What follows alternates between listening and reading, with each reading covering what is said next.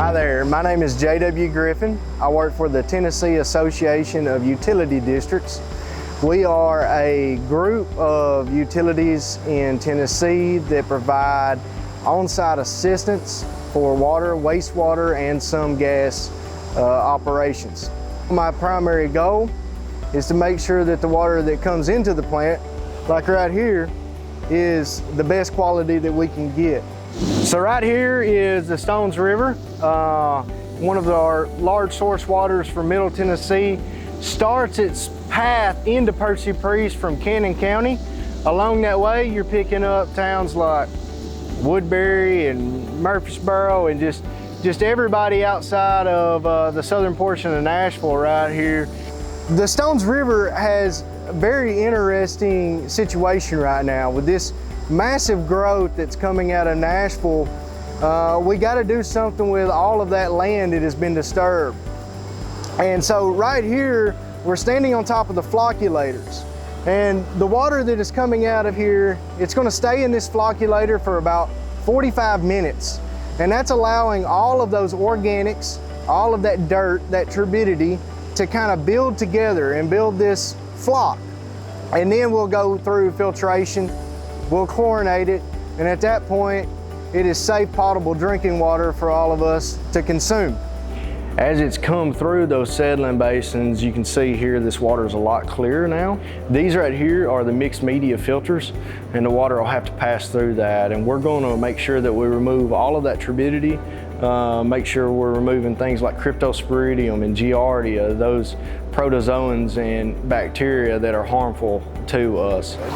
So this facility here has two separate labs set up. One is your basic water quality parameter testing going on, and the other is the bacteriological lab.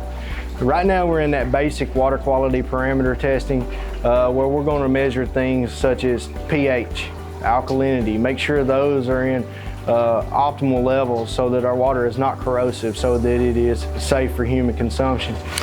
In normal operation of a water plant, we got to know what quality that we are producing at every stage and how that chemical is affecting that water as we're going through. Is it doing its job? Right here is a different set of spigots, and these spigots are spread out across the whole entire operation of the water plant.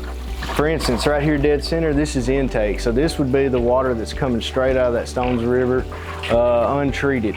That gives us a good base background to know where we're going to start from and what we need to do to finish treating that water all the way out. And right here is that finished water once it's went through every process. Throughout the rest of these are just different stages in that process to let us know, is the settled turbidity getting knocked down to where the filters now can actually handle that turbidity and remove it the rest of the way. So now we're in the operation control room of this water plant. This is their SCADA, that is the supervisory control and data acquisition. And we can see the water as it is flowing through this water plant here. And what we're going to see out of this is these are those flocculators right here where we were looking at earlier. Settling basins, filters.